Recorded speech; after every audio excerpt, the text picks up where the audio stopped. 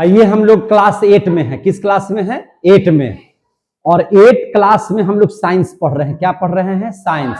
और साइंस का हम लोग तीसरा चैप्टर पढ़ रहे हैं। क्या चैप्टर? तीसरा चैप्टर। उस चैप्टर का नाम है संश्लेषित तंतु और प्लास्टिक। संश्लेषित तंतु और प्लास्टिक, ये हम लोगों को पढ़ना है बढ़िया से। चलिए बहुत अच्छे से इसको समझेंगे। संश्लेषित तंतु और प्लास्टिक। वैसे तंतु का मतलब आप लोग समझ लीजिए क्या होता है। तंतु का जो मतलब होता है मेरे भाई, उसका मतलब होता है रेशा। क्या होता है? रेशा। रेशा का मतलब आप समझिए, जैसे कभी कभी आप देखते होंगे कि आपको उड़ता हुआ रुइया नियत कोई चीज दिखाई देगा, तो उसको खींचते हैं तो धागा की तरह उसमें से निकलता है। क्या निकलता है? धागा की तरह। उसी को हम लोग क्या बोलते हैं? रेशा। उसी को हम लोग क्या बोलते हैं? रेशा। समझे कि नहीं? उसी को क्या बोलते हैं? रेशा बोलते हैं।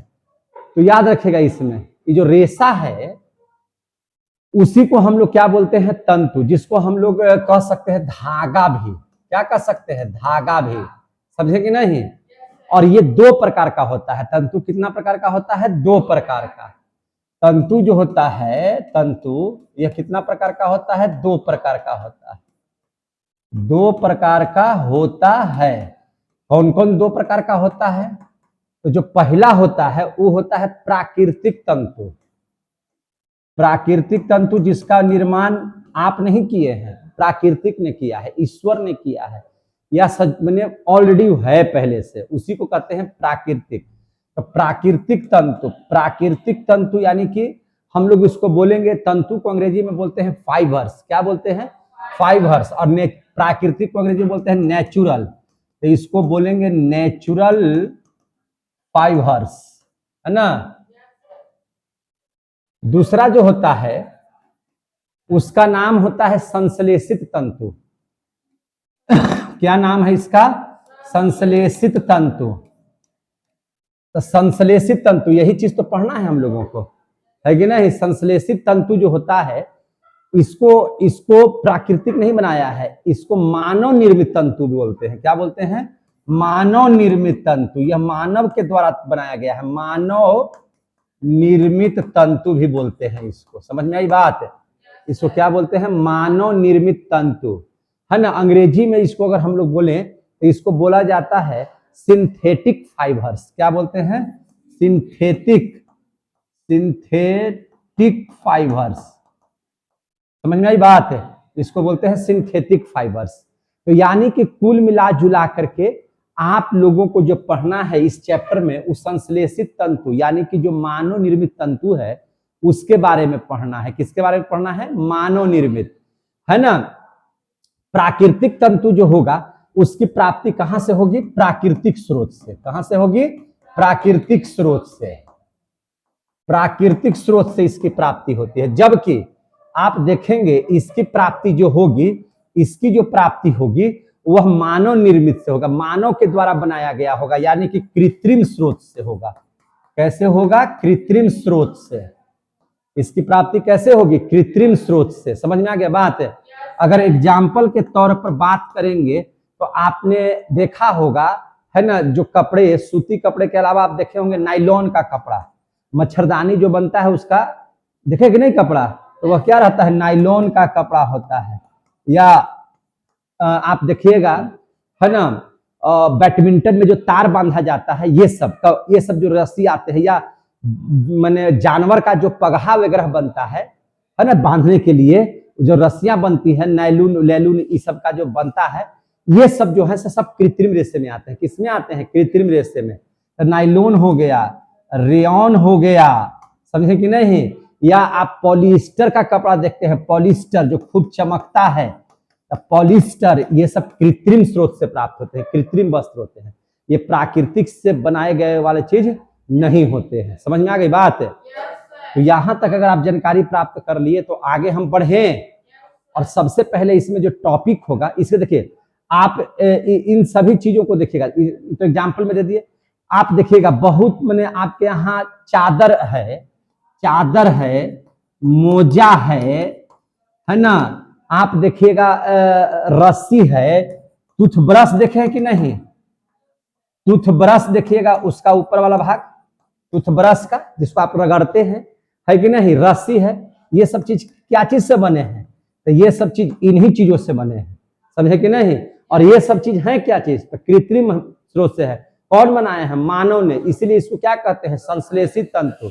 हम लोगों को यही पढ़ना है, संश्लेषित तंतु जो मानव ने बनाया है, समझे कि नहीं।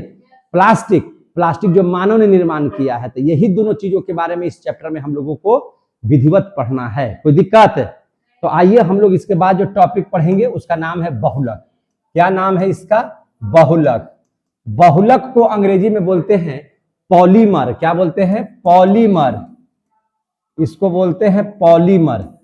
बहुलक क्या चीज है, आपके टॉपिक में अगला जो पॉइंट है वह है क्या चीज, बहुलक।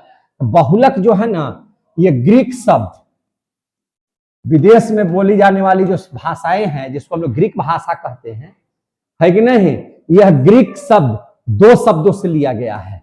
एक होता है पॉली और एक होता है मर। पॉलीमर, पॉलीमर माने होता है क्या चीज, बहुलक। तब पॉलीमर को, पॉलीमर अंग्रेजी शब्द हो गया और उसका हिंदी क्या होता है, बहुलक। अब पॉली माने होता है बहुत, पॉली माने क्या होता है, बहुत। आप इसका हिंदी समझिए, पॉली मीन्स क्या होता है, बहुत। बहुत बोले या अनेक बोले। अब मर का मतलब यहाँ क्या होता है, तो मर का मतलब यहाँ होता है भाग, इकाई, इकाई या भाग। इसको क्या बोलते हैं, इकाई या भाग। समझ में आ रही है बात। इसको इकाई भी बोल सकते हैं, भाग बोल सकते हैं, यानी कि बहुते भाग, अनेक भाग, अनेक इकाई भी बोल सकते हैं। इस प्रकार से बहुलक का क्या अर्थ हुआ, अतः, इसलिए हम लोग कह सकते हैं कि अतः बहुलक क्या है। जब इसका अर्थ निकालेंगे तो बहुलक क्या है, अनेक, है ना, बहुलक अनेक आवृत्ति, किसका, अनेक आवर्ती, अनेक आवर्ती इकाइयों का, अनेक आवर्ती इकाइयों से बनता है, ऐसे बोल सकते हैं, से बनता है। बहुलक क्या है, बहुलक अनेक आवर्ती इकाइयों से मिलकर के बनता है। बहुलक बोले तो जिसमें अणुओं की संख्या ज्यादा हो, यानी कि बहुलक एक विशाल अणु होता है। बहुलक क्या होता है, विशाल अणु होता है। बहुलक एक क्या है, विशाल अणु होता है। बहुलक एक विशाल अणु होता है, समझ में आ रही है बात, विशाल अणु होता है ना। इसकी परिभाषा लिख रहे हैं बहुलक की, अपने मन से बना करके। बहुलक एक विशाल अणु होता है जो अनेक छोटी इकाइयों, जिन्हें एकलक कहते हैं, उससे बनता है, समझे कि नहीं। तो बहुलक एक विशाल अणु होता है जो अनेक क्या चीज, छोटी, जो अनेक छोटी इकाइयों, जिन्हें क्या कहते हैं, जिन्हें एकलक कहते हैं, जिन्हें क्या कहते हैं, एकलक कहते हैं, जिन्हें क्या कहते हैं, एकलक कहते हैं, से मिलकर बना है, से मिलकर बना है। अब आया समझ में, से मिलकर बना है। जैसे आप जहां पे पॉली लग गया, तो पॉली माने बहुत, पॉली माने बहुत, पॉली माने बहुत, इसे कहते हैं पॉलीटेक्निक। पॉलिटेक्निक का लोग एग्जाम देता है ना, तो वो ऐसा टेक्निक जहां पे ज्यादा हो उसको कहते हैं पॉलीटेक्निक। कहते हैं पॉलोथीन, लेते हैं ना पॉलोथीन, जहां एथिन की मात्रा बहुत हो, पॉलोथीन। समझ में आ रही है बात ना। पॉलीएस्टर, तो पॉली का मतलब बहुत, एस्टर, एस्टर की संख्या ज्यादा, तो उसको बोलेंगे पॉलीएस्टर। तो एग्जाम्पल के तौर पर क्या हो जाएगा, पॉलीथीन, पॉलीएस्टर। और क्या चीज, नाइलॉन, यानी कि इसमें बहुत सारे अणु से मिलकर के बना है, कार्बनिक अणु से मिलकर के बना है कि नहीं। कैसे बना है, कार्बनिक अणु से। तो इसको भी लिख ही देते हैं। कार्बनिक का मतलब कि इसमें कार्बन की संख्या ज्यादा हो, कार्बन की संख्या क्या हो, ज्यादा हो, समझे कि नहीं। तो कहेंगे कि ये सामान्यतः, है ना, क्या कहेंगे कि ये सामान्यतः रासायनिकों में क्या चीज, कार्बनिक, रासायनिक में मैंने क्या चीज, कार्बनिक, यानी कि इसमें कार्बन की बहुत अधिक मात्रा होती है, कार्बनिक यौगिक होते हैं, कार्बनिक यौगिक होते हैं। समझ में आ गई बात है? ये बहुलक क्या है, अब समझ में आ गया? बहुलक क्या है? बहुलक जो है कि वैसा चीज जो बहुत सारे इकाइयों से मिल करके बना है, समझे कि नहीं? और यह कैसा हो सकता है? तो यह कार्बनिक यौगिक होते हैं जिसमें कार्बन की मौजूदगी होती है, उसमें कार्बन की क्या होती है, मौजूदगी होती है, यानी कि कार्बन के बहुत होने ही की वजह से, कार्बन की संख्या बहुत होने ही की वजह से इसको क्या कहा गया, पॉलीमर कहा गया। क्या कहा गया? पॉलीमर कहा गया। कोई दिक्कत है? अब हम लोग पढ़ लेंगे रेशम एवं कपड़े की कहानी, कि आखिर ये कपड़ा क्यों बना, कैसे बना, इसके बारे में। तो देखिए ध्यान से, आप लोगों को हम बता दे रहे हैं आदिम युग में, आदिम युग का मतलब कि बहुत पुराने समय में। कब? बहुत पुराने समय में। पहले लोग नंगे चलते थे। पहले क्या चलते थे? नंगे, है ना, अपने तन की सुरक्षा करने के लिए, जाड़ा, गर्मी, बरसात और जानवरों से सुरक्षा करने के लिए, है ना, मानव ने, क्योंकि मानव एक ऐसा जाति था जो अन्य जंतुओं के तुलना में इसके पास दिमाग बहुत था, है ना, जैसे गधा है, सुअर है, बाघ है, हिरन है, इन सबों के पास वो दिमाग नहीं था जितना दिमाग किसके पास था, मानव के पास था। तो पहले जो था, पहले तो वस्त्र का उपयोग था ही नहीं, पहले तो वस्त्र था ही नहीं, तो आदमी क्या करता, तो आदमी नंगे घूमता था। लेकिन चूंकि उसको जानवरों से ज्यादा दिमाग था, तो वे अपनी सुरक्षा करने के लिए मौसम के अलावे कईक जीव जंतुओं के से माने सुरक्षा करने के लिए, या अपने आप को एक पर्दा में रखने के लिए, ये लोग क्या करते थे कि पेड़ पौधे का पत्ता लपेट करके, घास पात का, है ना, एक चीज बना करके, है ना, या मृत जो पशु हैं उनका खाल पहन करके अपने तन को ढके रहते थे।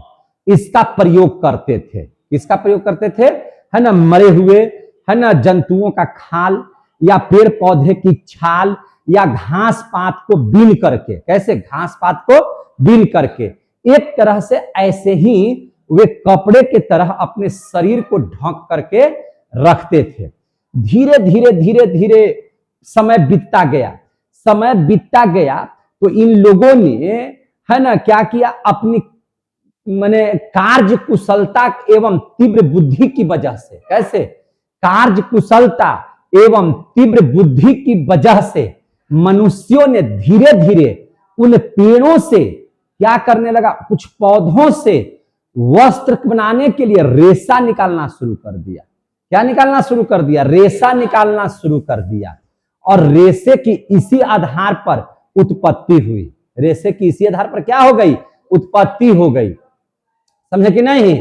और एक इस प्रकार से हम कह सकते हैं कि मनुष्यों ने वस्त्रों की उत्पत्ति के साधन एवं उन्हें बुनकर तैयार करने की जो है तकनीक, इसकी खोज निकाली। समझे कि नहीं?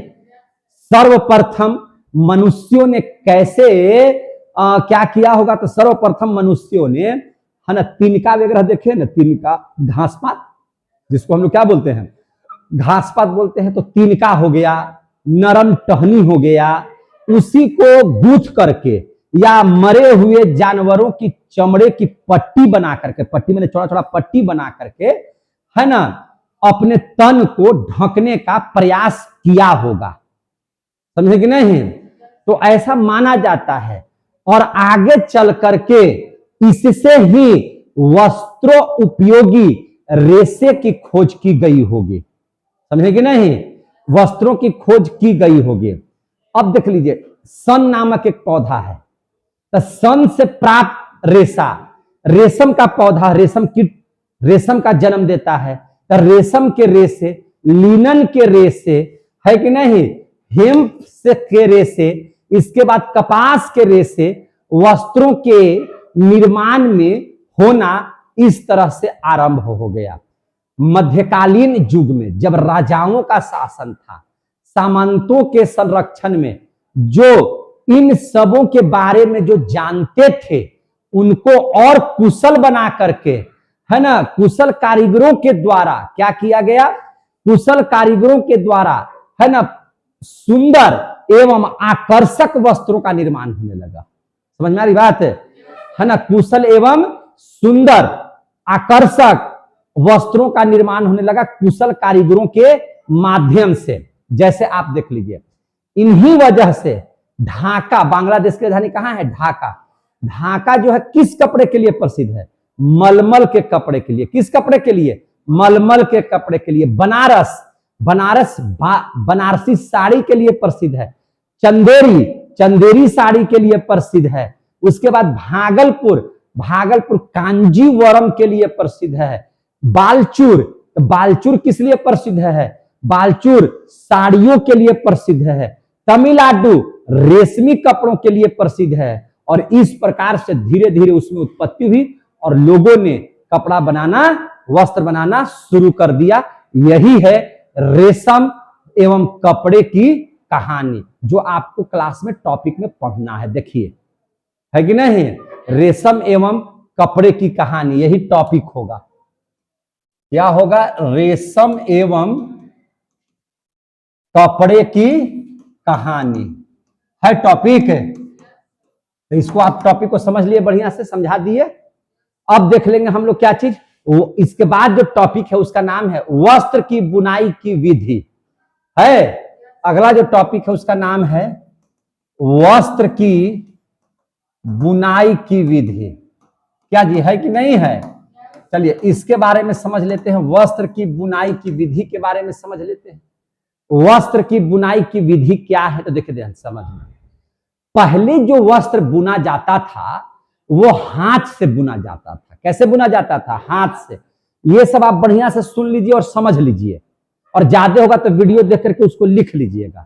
आप इसको वीडियो देख करके लिख लीजिएगा, जो जो हम बात बोले हैं उसको लिख लीजिएगा। अब देख लीजिए वस्त्र की बुनाई की विधि क्या है। तो पहले कैसे वस्त्र बुना जाता था? हाथ से। कैसे? हाथ से। और हाथ से बुनने में क्या होता था वस्त्रों को कि समय ज्यादा लगता था, परिश्रम ज्यादा लगता था, उत्पादन कम होता था। हाथ से अगर कपड़ों की बुनाई करते थे तो क्या होता था? परिश्रम ज्यादा। परिश्रम क्या लगता था? ज्यादा। समय क्या लगता था? ज्यादा। और उत्पादन कैसा होता था? कम। उत्पादन कैसा होता था? कम। तो फिर जो है ना, चरखे का आविष्कार हुआ। किस चीज का आविष्कार हुआ? चरखा कहिए या करघा कहिए, उसका आविष्कार हुआ। तो उससे क्या हुआ कि सूत के मैंने जो सूत काटे जाते थे वह तेजी से काटे जाने लगे हाथ की अपेक्षा। जितना समय हाथ में हम लोग देते थे, हम लोग हाथ से अगर 10 मीटर का धागा निकाले तो तुरंत भर में 1 मिनट में निकाल देता था करघा से। समझे कि नहीं? तो करघा के आ जाने से वस्त्र निर्माण में समय एवं श्रम की बचत हुई। समय एवं श्रम की क्या हो गई? बचत। और उत्पादन क्या हो गया? ज्यादा। उत्पादन क्या हो गया? ज्यादा। अब धीरे धीरे चूंकि मानव का दिमाग डेवलप कर रहा था, तो जब औद्योगिक क्रांति की शुरुआत हुई, औद्योगिक क्रांति बोले तो उद्योग धंधे का जब विकास होने लगा, तो उद्योग धंधा जब बढ़ा, तो उद्योग धंधा के आ जाने से भाप इंजन चालित, कैसे? भाप इंजन चालित एवं विद्युत चालित यंत्र का निर्माण हुआ वस्त्र को बनाने में। क्या क्या चीज का निर्माण हुआ? भाप इंजन चालित, जो भाप से चले, और जो विद्युत से चले, ऐसा मशीन बनाया गया वस्त्रों के लिए। अब तो करघा से भी ज्यादा वस्त्र बनने लगे। किस चीज से? इन मशीनों से। समझे कि नहीं? और आधुनिक युग में तो कहना ही नहीं है। अभी जो है पहले कपड़ा का वैल्यू होता था, आज के डेट में कपड़ा का कोई वैल्यू नहीं है। इतना न कपड़ा आ गया है एका से एक डिजाइन का, कि हम लोग जो है देखते हैं, पहले हम लोगों को याद है कि जब हम लोग शादी बाराती के लिए कपड़ा पहनते थे तो कपड़ा फिर खोल देते थे, और फिर किसी का शादी रहता था तो उसके लिए पहनते थे। साड़ियों इसी प्रकार से किया जाता था। लेकिन आज हल्दी में अलगे, तो मटकोरा में अलगे, तो है ना मेहंदी में अलगे, तब बाराती के दिन अलगे। बारातियों में जो है 2-3 रंग के कपड़ा पहनते हैं। यानी कि कपड़ा जो है इतना धाए हम लोग बदलते हैं, इतना जल्दी बदलते हैं कि यह विकास अगर नहीं होता, इतना बड़ा मशीनों का उपयोग नहीं होता, इतना मशीन नहीं निकलता, तो वस्त्र का इतना भरपाई किया जा सकता था? नहीं हो सकता था। तो आधुनिक युग में वस्त्रों के निर्माण हेतु रासायनिक रेशों का प्रयोग होने लगा। क्या चीज का? रासायनिक रेशों का। रासायनिक रेशों को ही कृत्रिम रेशा बोला गया और कृत्रिम रेशे को ही संश्लेषित रेशा बोला गया। क्या बोला गया? संश्लेषित रेशा। तो आपको समझ में आ गया, आपको वस्त्र की बुनाई की विधि कैसे कैसे होने लगा से। अब संश्लेषित तंतु के प्रकार पढ़ लेंगे। क्या पढ़ लेंगे? संश्लेषित तंतु के प्रकार। संश्लेषित तंतु के प्रकार। तो संश्लेषित तंतु के प्रकार। तो संश्लेषित तंतु का मतलब आप लोग समझ लीजिएगा कि कृत्रिम। कैसा? कृत्रिम कपड़ा, कृत्रिम माने समान, समझे कि नहीं? वैसा रेशा जो कृत्रिम यानी कि मानव के द्वारा जिसका निर्माण हुआ है। समझ में आ गई बात ना? तो इसको बोलते हैं हम लोग क्या चीज? कृत्रिम। संश्लेषित तंतु यानी कि कृत्रिम तंतु कितने प्रकार के होते हैं? तो ये आपको पढ़ना है 4 प्रकार। कौन कौन प्रकार? 4 प्रकार। कौन कौन प्रकार है उसमें? तो पहला है रेयॉन। पहला क्या है? रेयॉन। दूसरा है क्या चीज? रेयॉन। दूसरा है नाइलॉन। दूसरा क्या है? नाइलॉन। दूसरा है नाइलॉन। तीसरा, तो तीसरा क्या है? तीसरा है पॉलिएस्टर। तीसरा क्या है? पॉलिएस्टर। पॉलिएस्टर। और चौथा है जिसका नाम है एक्रिलिक। क्या नाम है? एक्रिलिक। और इन सारे चीजों से कपड़े बनाए जाते हैं। समझे कि नहीं? सारे चीजों से क्या किए जाते हैं? कपड़े का निर्माण होता है। तो हम लोग अब चारों को बारी बारी से पढ़ेंगे। सबसे पहले किसके बारे में पढ़ेंगे? रेयॉन के बारे में, है कि नहीं? रेयॉन क्या है और इसका उपयोग क्या है? ठीक है ना? रेयॉन क्या है और इसका उपयोग क्या है? कोई दिक्कत है? तो चलिए ध्यान समझिए। रेयॉन। अच्छा, रेयॉन बना कब? रेयॉन जो है कृत्रिम रेशा, ये बना कब? तो ये इसका निर्माण हुआ था 19वीं शताब्दी के अंत में। कब हुआ था? 19वीं शताब्दी के अंत में।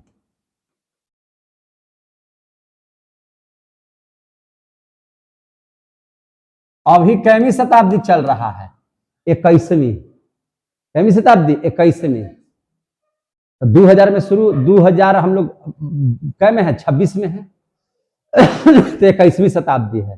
तो 19वीं शताब्दी होगा तब क्या होगा? 1800 कुछ होगा, है ना? अंतिम है तो 1890 की बात की कहानी की होगी, बना होगा। इसी तरह से हम लोग अंदाजा लगा लेंगे। तो 19वीं शताब्दी के अंत में वैज्ञानिकों ने, किसने? वैज्ञानिकों ने, वैज्ञानिकों ने क्या किया? रेशम तंतु के समान, रेशम का कपड़ा काफी महंगा होता है, पता है आप लोगों को, तो उसी के समान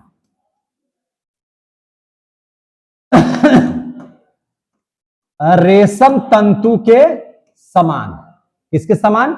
रेशम तंतु के समान गुण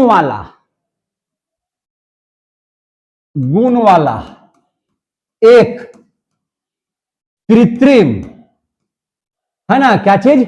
कृत्रिम तंतु बनाने में सफल हुआ।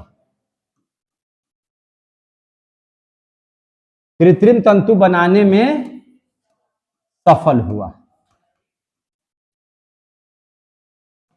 कृत्रिम तंतु बनाने में क्या हुआ? सफल हुआ। इसी चीज को हम लोग क्या बोलते हैं? जो रेशम की तरह था, मानव ने बनाया था, सफल हुआ, जिसे हम लोग क्या कहते हैं? जिसे रेयॉन कहते हैं। क्या कहते हैं? रेयॉन कहते हैं।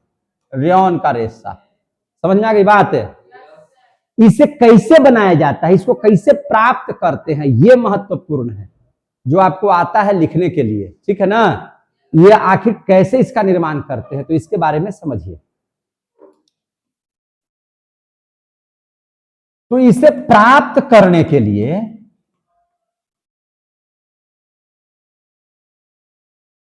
है ना, इसे प्राप्त करने के लिए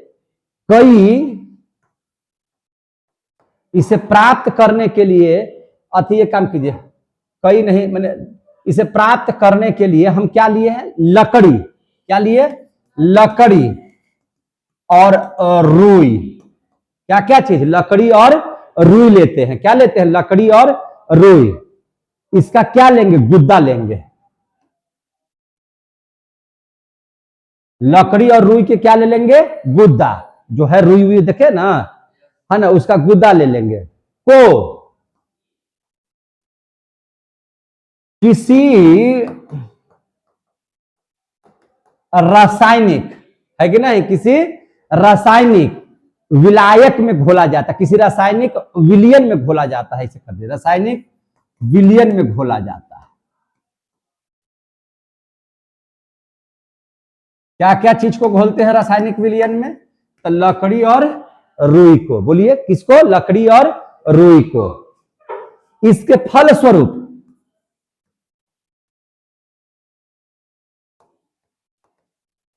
समझ में आ रही है बात, इसके फल स्वरूप क्या हमको प्राप्त होता है, तो इसके फल स्वरूप हम लोग देखते हैं कि अगर ऐसा करते हैं तो इसके फल स्वरूप शोधित सेलुलोस,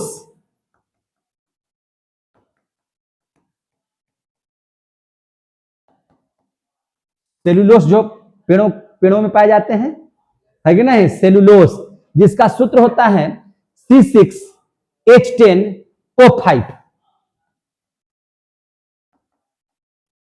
और इसकी संख्या ढेर सारा, इसलिए यहां पे क्या लिख दिए, N प्राप्त होता है,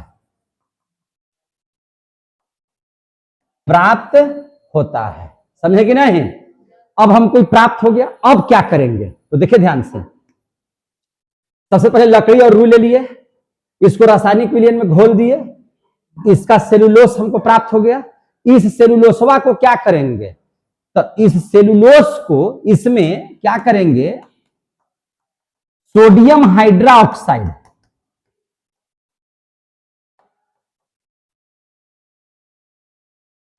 NaOH, सोडियम हाइड्रोक्साइड क्या होता है, NaOH, और क्या करेंगे, तो सोडियम हाइड्रोक्साइड ले लिए और कार्बन डाइऑक्साइड मिलाते हैं, क्या मिलाते हैं, कार्बन डाइऑक्साइड मिलाते हैं, किसमें, ये जो सेलुलोसवा बना उसमें, समझ में आ गई बात है, इसमें ये दोनों को क्या कर देते हैं, मिला देते हैं, क्लियर हो रहा है, इसको क्या करते हैं, मिलाते हैं, क्या करते हैं, मिलाते हैं।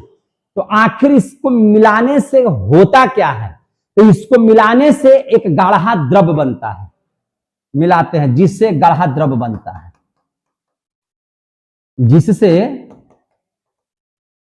गाढ़ा द्रव बनता है, क्या बनता है, गाढ़ा द्रव बनता है, क्लियर हो गया, क्या बन जाता है, गाढ़ा द्रव बनता है, और गाढ़ा द्रव बनता है, इसको क्या बोलेंगे, तो इसको बोला जाता है विस्कोस, इसे विस्कोस कहते हैं, विस्कोस कहते हैं। सेलुलोस को जब सोडियम हाइड्रोक्साइड और कार्बन डाइऑक्साइड मिला देंगे तो वह क्या बना लेगा, एक गाढ़ा द्रव बना लेगा, इसी को क्या कहते हैं, विस्कोस। अब देख लीजिए ध्यान से, अब इसको ध्यान से समझ लीजिए, हमको विस्कोस बन करके तैयार हो गया, समझे कि नहीं। इस विस्कोस को बलपूर्वक,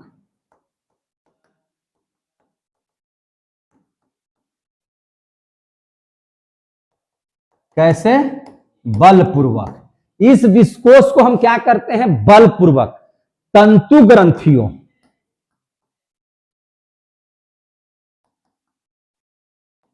है ना, तंतु की जो ग्रंथि है, तंतु ग्रंथि जिसमें छोटा छोटा छिद्र होता है,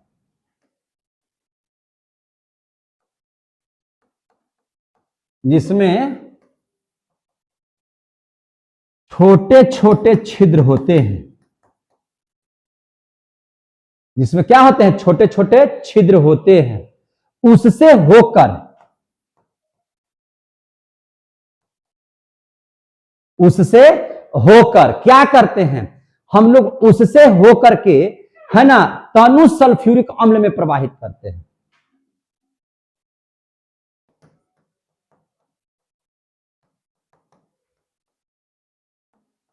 तनु सल्फ्यूरिक अम्ल में प्रवाहित करते हैं, प्रवाहित करते हैं। अच्छा, ऐसा करने से क्या होता है, तो इससे रेशेदार रेशेदार रेयॉन प्राप्त होता है, रेशा निकलने लगता है। क्या निकलने लगता है? रेशा। तो इससे रेयॉन के रेशे प्राप्त होते हैं, रेयॉन के रेशे प्राप्त होते हैं। इससे क्या प्राप्त होते हैं? रेयॉन के रेशे प्राप्त होते हैं। तो इस रेयॉन को क्या कहेंगे? तो इसे, क्योंकि यह विस्कोस से प्राप्त हो रहा है, तो इसे विस्कोस रेयॉन कहते हैं। क्या कहते हैं? विस्कोस रेयॉन कहते हैं। आ गया समझ में? इसको क्या कहते हैं? विस्कोस रेयॉन कहते हैं। और रेयॉन प्राप्त होता है, दो विधि और है इसका रेयॉन प्राप्त करने का, उसको भी देख लेंगे, पढ़ना है आप लोगों को। तो अब देख लेंगे क्या चीज।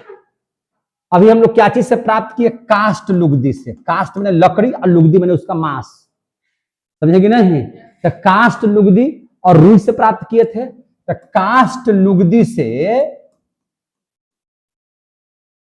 है ना प्राप्त हम लोग क्या कर लिए? सेलुलोस का उपचार,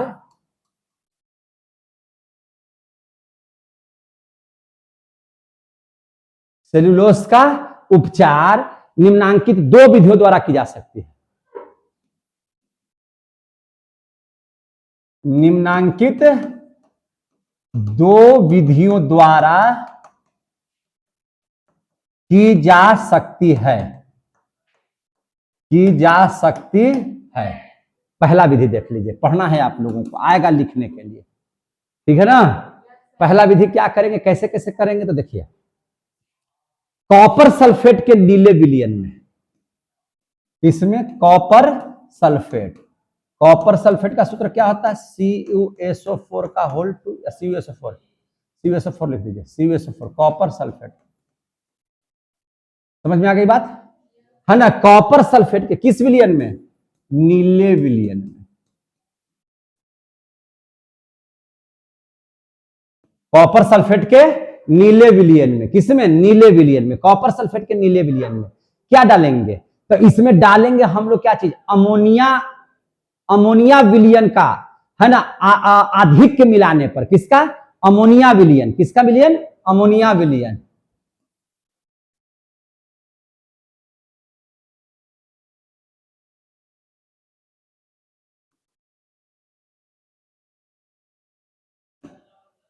अमोनिया विलयन का अधिक मिलाने पर क्या बन जाएगा? तो देखिए, याद रखिएगा, इसको मिलाने पर क्यूप्रा अमोनियम हाइड्रा ऑक्साइड का गाढ़ा नीला विलयन बनेगा। क्या बनेगा?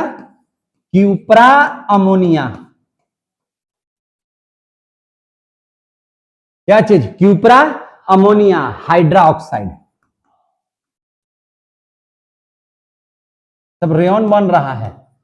क्यूप्रा हाइड्रा ऑक्साइड, है ना, क्यूप्रा अमोनिया हाइड्रा ऑक्साइड का गाढ़ा नीला विलयन, गाढ़ा नीला विलयन क्या बनेगा? गाढ़ा नीला विलयन प्राप्त होता है। गाढ़ा नीला विलयन प्राप्त होता है। इसे सेलुलोस, इसको क्या करते हैं? इसमें सेलुलोस को घुला देते हैं। इसमें सेलुलोस को क्या करते हैं? घुला देते हैं। घुला देते हैं, घुला दिए। इसमें सेलुलोस को क्या कर देते हैं? घुला देते हैं। अब देखिए क्या होता है, जब सेलुलोस घुला दीजिएगा, जब सेलुलोस घुल जाएगा तो विलयन को बलपूर्वक, उसी प्रकार से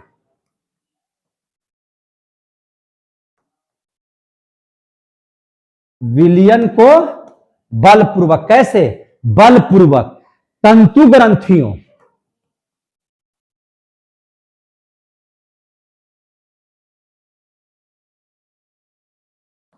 है ना, बलपूर्वक कैसे? तंतु ग्रंथियों से होकर, तंतु ग्रंथियों से होकर अम्ल कुंड में प्रवाहित करते हैं। अम्ल कुंड में क्या करते हैं? प्रवाहित करते हैं।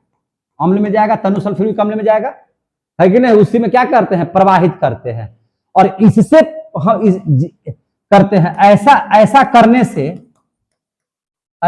करने से, है ना, ऐसा करने से हम लोगों को क्या चीज की प्राप्ति होती है? ऐसा करने से, क्योंकि अब हम लोगों के पास है ना क्यूप्रा अमोनिया हाइड्रोक्साइड था, तो अब हमको बढ़ जाएगा क्यूप्रा अमोनियम रेयन की प्राप्ति होती है, तंतु प्राप्त होते हैं। ऐसा करने से क्यूप्रा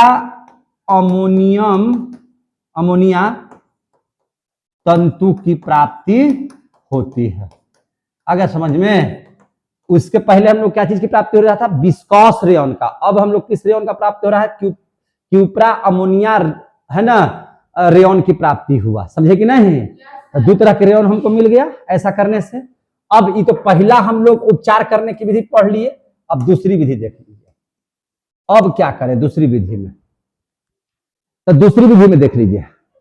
तो इस विधि में सेल्यूलोस को, जो सेल्यूलोसवा बना है, जो रासायनिक घोल में डाल दिए हैं लकड़ी के और किसको, रुई को, तो सेल्यूलोस बनाया ना। तो अब इस विधि में सेल्यूलोस को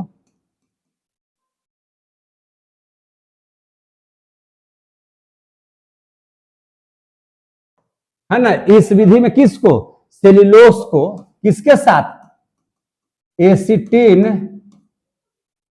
इस विधि में सेल्यूलोस को एसिटिलीन अम्ल है ना, किसके में, एसिटिलीन अम्ल और सल्फ्यूरिक अम्ल,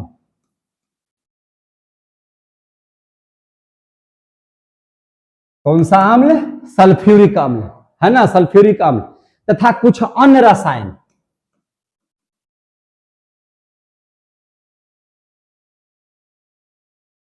तथा कुछ अन्य रसायन, समझे कि नहीं, कुछ अन्य रसायनों के मिश्रण में घुला देते हैं।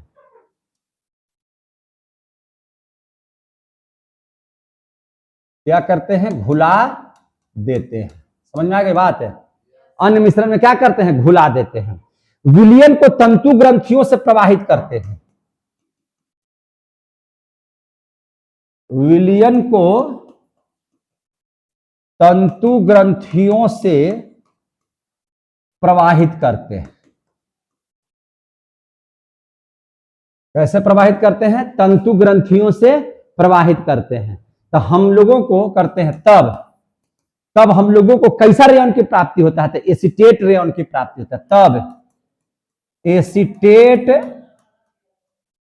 रेयन की प्राप्ति होती है। आ गया समझ में? एसीटोन रेयन, यहां पे क्या बन गया? एसीटेट रेयन, है कि नहीं? हम लोगों को और क्या बना? तो विस्कॉस रेयन। हम लोगों को और क्या बना है ना? तो क्यूप्रियो अमोनिया रेयन बना, है कि नहीं? इस प्रकार से तीन तरह के रेयन हम लोगों ने प्राप्त कर लिया। समझे कि नहीं? अब आता है ना, रेयन आखिर वास्तव में है क्या चीज? तो याद रखिएगा, रेयन उष्मा दृढ़ है कि नहीं? कैसा? उष्मा दृढ़ प्लास्टिक बहुलक है। प्लास्टिक बहुलक है, यानी कि गर्मी के दिन में इस सब कपड़ा को नहीं पहनना है, यानी कि उष्मा को सोखेगा और जाने नहीं देगा, तो पूरा गर्मी लगेगा, इस सबको पहन लीजिएगा, इसका कपड़ा को पहनिएगा। समझे कि नहीं? तो इसलिए इस गर्मी के दिन में सब नहीं पहने, गर्मी के दिन में सिर्फ सूती कपड़ा पहने। इसका उपयोग क्या है? तो इसका उपयोग है वस्त्र बनाने में। कोई पूछेगा कि रेयन का उपयोग कहाँ होता है? तो वस्त्र बनाने में। और कहाँ होता है? तो मोजा बनाने में। क्या बनाने में? मोजा बनाने में। और कहाँ होता है? अगर मान के चलिए सूती रेशा मिला दीजिएगा तो और बढ़िया वस्त्र बन जाएगा। समझे कि नहीं? तो सूती रेशा मिला करके वस्त्र बनाने में, सूती रेशा मिलाकर वस्त्र बनाने में, वस्त्र बनाने में। और कहां इसका ये होता है? तो देखिए ध्यान से, बनाने में क्या बन जाता है? सर सूती वस्त्र मिला दीजिएगा तो चादर वगैरह बन जाएगा, बेडशीट जिसको बोलते हैं। क्या बन जाएगा? चादर। अगर इसी में ऊनी वस्त्र मिला दीजिएगा, ऊनी रेशा मिला दीजिएगा, तो ऊनी रेशा मिला करके क्या बनता है इसका? ऊनी रेशा मिला दीजिए किस में? रेयन में। इसमें मिला दीजिए, रेयन में। ऊनी रेशा मिला करके क्या बनता है? कालीन। क्या बनता है? कालीन बनता है। क्या बनता है? कालीन बनता है। तो इसका उपयोग इस तरह से है। कोई दिक्कत है? तो एक प्रकार का रेयन खत्म हो गया। अब हम लोग पढ़ लेंगे नाइलॉन के बारे में। क्या पढ़ लेंगे? नाइलॉन। संश्लेषित तंतु चार प्रकार के बताए ना। तो पहला क्या बताए थे? रेयन, जो खत्म हो गया। दूसरा हम पढ़ा देते हैं क्या चीज? नाइलॉन। क्या पढ़ा देंगे? नाइलॉन।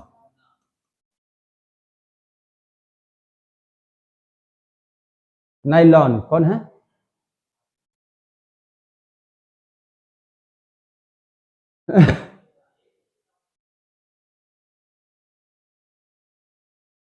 देखिए अब हम लोग पढ़ लेंगे नाइलॉन के बारे में। किसके बारे में पढ़ लेंगे? नाइलॉन के बारे में।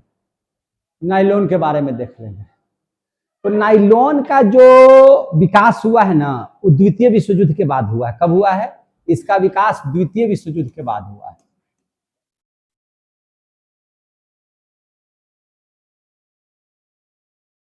लाइए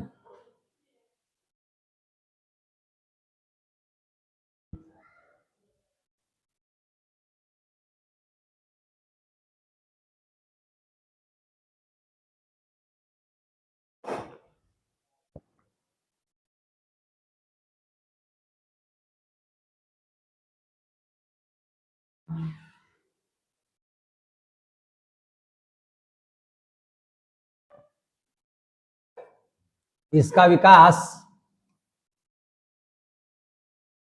द्वितीय विश्व युद्ध के बाद हुआ है। किसका? नाइलॉन का, है ना। पहले नहीं हुआ था, द्वितीय विश्व युद्ध के बाद हुआ था। समझे कि नहीं? आखिर ये बनता कैसे है नाइलॉन, इसके बारे में समझिए। तो देखिए ध्यान से। यह बनता है कोयला, जल और वायु से बनाया गया है। कैसे बनाया गया है ना? कैसे लिखें इसको? तो यह बनाया गया था। यह कोयला, जल तथा वायु से मिलाकर बनाया गया था। मिलाकर बनाया गया था। कोई दिक्कत है? वायु, जल तथा कोयला से मिलाकर के बनाया गया था। यह एक पूर्ण रूप से संश्लेषित तंतु है।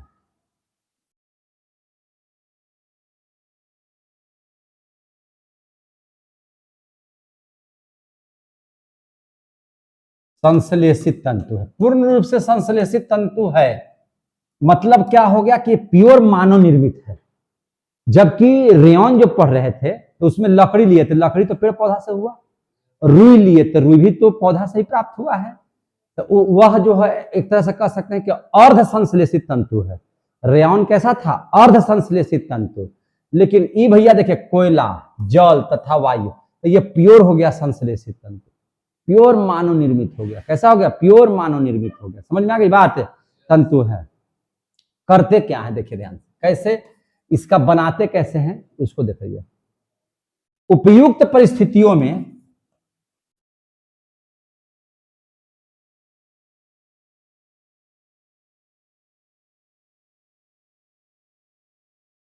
उपयुक्त परिस्थितियों में, है ना, एडिपिक अम्ल।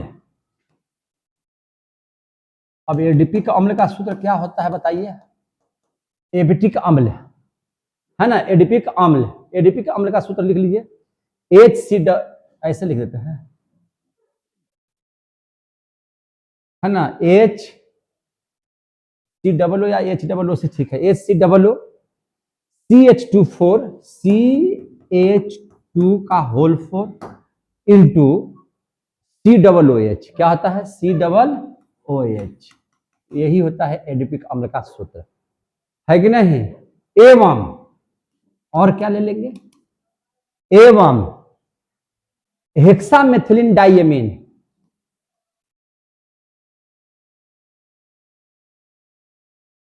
डाइएमीन। अब इसका सूत्र क्या होता है कि नहीं? हेक्सामेथिलीन डाइएमीन का सूत्र क्या होता है? H2N। क्या होता है? H2N, CH2 का होल 6, है ना, CH2 का होल 6, NH3, NH3 नहीं, NH2। क्या होता है? NH2, NH3 है क्या? देखिए तो NH3, NH2, ठीक है ना, NH2 हेक्सामेथिलीन डाई, है ना, एमीन का ये सूत्र हो गया। तो इन दोनों के अनेक अणु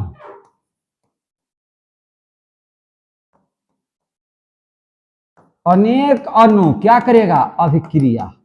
अनेक अणु क्या करेगा? अभिक्रिया कर। क्या करेगा ये? अनेक अणु अभिक्रिया करके क्या करेगा? उच्च बहुलक नाइलॉन,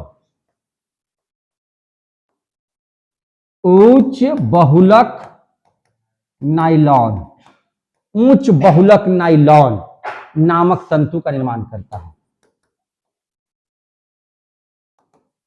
तंतु का निर्माण करता है। समझ में आ गई बात है? देखिए हो गया। इसको नाइलॉन का क्यों कहा जाता है ये भी बता देते हैं, लेकिन इससे पहले एक लाइन और बता देते हैं। देखिए ध्यान से, ध्यान से देखिए। इस प्रकार जो नाइलॉन है, इस प्रकार नाइलॉन क्या हो गया? तो इस प्रकार नाइलॉन जो है पॉलीएमाइड, पॉलीएमाइड श्रृंखलाओं का, है ना, पॉलीएमाइड श्रृंखलाओं का बना हुआ, पॉलीएमाइड श्रृंखलाओं का बना हुआ, है ना, क्या हो गया? माने एक तरह से बना हुआ एक बहुलक पदार्थ हो गया। एक क्या है? बहुलक पदार्थ है। अब देख लीजिए, सर्वप्रथम इसे दो जगह बेचा गया। सर्वप्रथम इसे न्यूयॉर्क, कहां पे? न्यूयॉर्क। और कहां? लंदन। तो अब देखिए न्यूयॉर्क, तो एन और वाई से हो गया नाई, आई ई हो गया एल ओ एन से लॉन। समझ में रहा बात है? सबसे पहले इसे एन, न्यूयॉर्क, न्यूयॉर्क शहर का नाम है और लंदन भी शहर है। समझ में आ रही है बात ना? तो देखिए ध्यान से, न्यूयॉर्क, तो एन वाई, तो नाई, एल ओ एन लॉन, इसको क्या कहा दिया गया? नाइलॉन। आ गया समझ में? तो सर्वप्रथम इसे न्यूयॉर्क और लंदन में बेचा गया, इसलिए देखिए ध्यान से, बेचा गया इसलिए इसे क्या कहा गया? नाइलॉन कहा गया। नाइलॉन कहा गया। तो आपसे पूछा कि इसका नाइलॉन काहे नाम पड़ा गया? समझ में आ गया? न्यूयॉर्क और लंदन में बेचे जाने की वजह से इसका नाम क्या पड़ गया? नाइलॉन पड़ गया। यह उष्मा का सुघट्य है, नहीं पहनना चाहिए गर्मी के दिन में कपड़ा इसका। यह उष्मा का क्या है? सुघट्य है। गर्मी में और गर्म हो जाएगा, धिक जाएगा। समझे कि नहीं? सुघट्य है। इसके रेशे कैसे होते हैं? कठोर, सबल, है ना, और क्या? लचकदार एवं जल प्रतिरोधी होते हैं। हाँ, यह उष्मा का सुघट्य होता है। तथा और क्या होता है? तथा क्या होता है? सबल है, लचकदार है, कठोर है। सबल है, लचकदार है, कठोर है ना? कैसा है? कठोर है, जल प्रतिरोधी होता है। कैसा होता है? जल प्रतिरोधी होता है। कैसा होता है? जल प्रतिरोधी होता है। समझ में आ गया बात है? तो इसका उपयोग होता कहां है? तो ध्यान से समझिए, इसका उपयोग कहां होगा? जब ऐसा होगा तो इसका उपयोग कहां होगा? तो देखिए उपयोग, तो इसको मच्छरदानी बनाने में, मच्छरदानी में, रेनकोट बनाने में, रेनकोट बनाने में, पानी भी ना घुसता है अंदर में, है कि नहीं?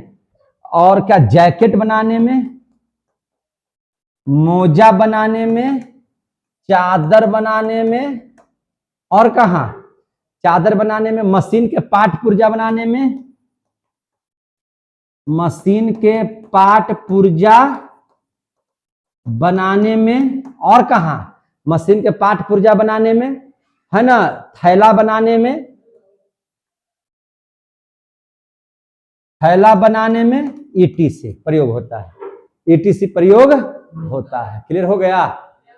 तो आपका आज दुए गो रहेगा, है ना? आज है कितना रहेगा? दूगो। दूगो बाकी कल पढ़ा देंगे, ठीक है? दूगो कल पढ़ा देंगे। दूगो कल कौन कौन पढ़ा देंगे? तो पॉलिस्टर पढ़ा देंगे और एक्रिलिक पढ़ा देंगे और प्लास्टिक, तीनों चीज खत्म कर देंगे, ठीक है ना? कल कोशिश रहेगी सब पढ़ा देंगे। अब देखिए तो ध्यान से यहाँ पे इसका कहानियां लिख दे क्या जी, जो बोले थे वही लिख देना था। रेशम एवं कपड़े की कहानी बने लिख दें, लिखने में लिख देते हैं तो आराम हो जाएगा आपको, है कि नहीं। तो चलिए पहले इसको हटा देते हैं, इसको भी लिखे देते हैं ताकि आपको लिखने में ठीक हो जाएगा। रेशम एवं कपड़े की कहानी कैसे बताए थे। आदिम युग में मानव तन ढकने के लिए क्या चीज का इस्तेमाल करता था, घास फूस पेड़ पौधा का पत्ता एवं छाल का, है ना। आदिम युग में मानव, है ना, आदिम युग में मानव तन ढकने के लिए, तन ढकने के लिए पेड़ पौधों की छाल, है ना, घास पात, घास पात, चमड़े का उपयोग करता था। क्या चीज का उपयोग करता था, चमड़े का उपयोग करता था। समझ में आ गई बात, चमड़े का उपयोग करता था, बाद में करता था, बाद में, है ना, कार्य कुशलता एवं तीव्र बुद्धि के कारण,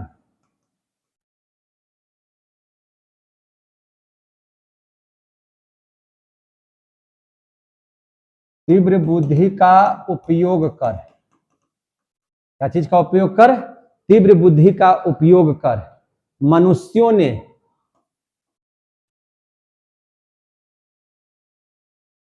वस्त्रों का, है ना, मनुष्य ने वस्त्रों का उत्पत्ति के साधन, है ना, उत्पत्ति के साधन एवं उन्हें बुनकर,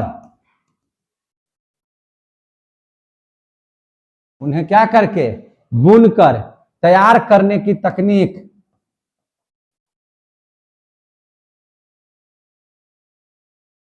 बुनकर तैयार करने की तकनीक खोज निकाली है।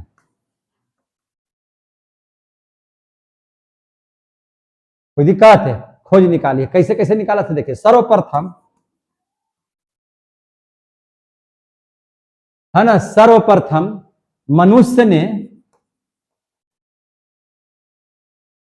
तिनको, है ना, नवल सर पढ़ाए आप लोग को। सर्वप्रथम मनुष्य ने, है ना, तिनको और नरम टहनियों,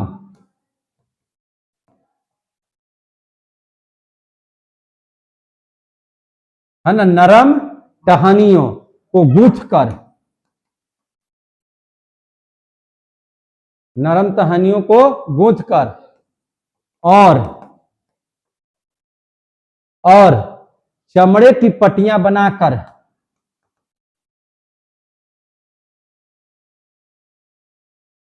चमड़े की पट्टियां बनाकर तन ढकने का आरंभ, तन ढकने का, है ना, मैंने जैसे तन ढकने का आरंभिक प्रयास किया, शरीर ढकने का आरंभिक प्रयास किया। ऐसे लिखना है और क्या, समझ में आ गई बात है। प्रयास किया, आगे चलकर, आगे चलकर क्या किया, आगे चलकर इसी प्रकार से वस्त्र उपयोगी की खोज की, आगे चलकर इसी प्रकार से वस्त्र उपयोगी की खोज की,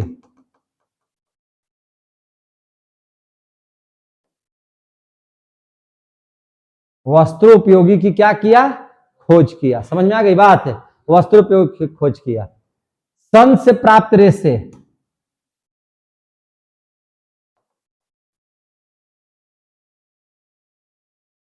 सब चीज निकालने लगा, सन से निकालने लगा, रेशम के रेशे, जूट के रेशे, समझ में आ रही है ना बात है, जूट के रेशे, लिनन के रेशे,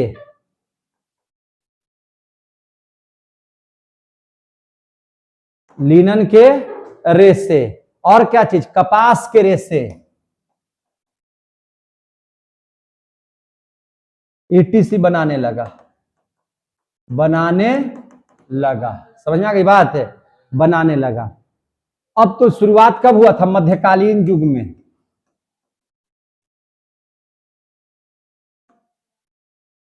है ना, मध्यकालीन युग में राजाओं, है ना, इसमें राजाओं और सामंतों के संरक्षण में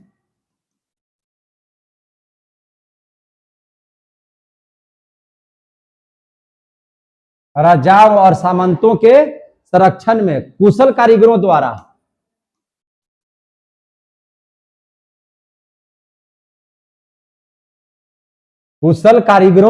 द्वारा सुंदर एवं आकर्षक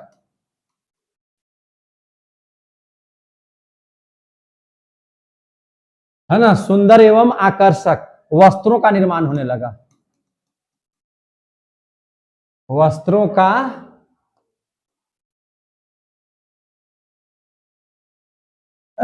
निर्माण होने लगा। समझ में आ गई बात है? जैसे याद रखिएगा कैसे हो गया। जैसे ढाका में क्या चीज का कपड़ा मिलता है? मलमल का। क्या चीज का?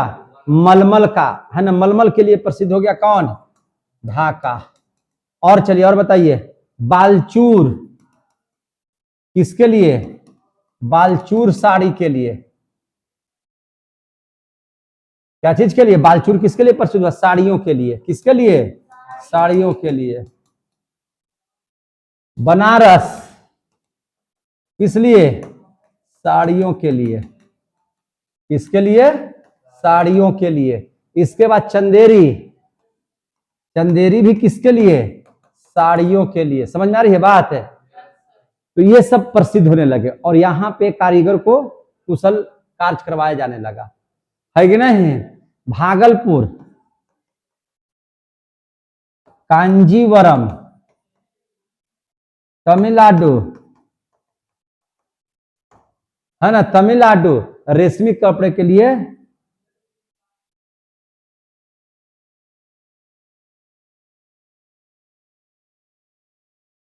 प्रसिद्ध हुआ। आ गया समझ में? तो यही है आपका क्या चीज की कहानी?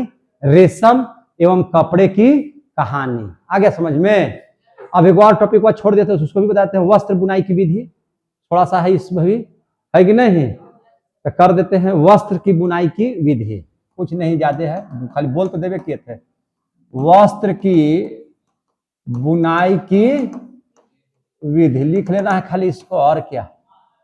वस्त्र की बुनाई की विधि पहले हाथ से किया जाता था। पहले हाथ से बुनाई होती थी,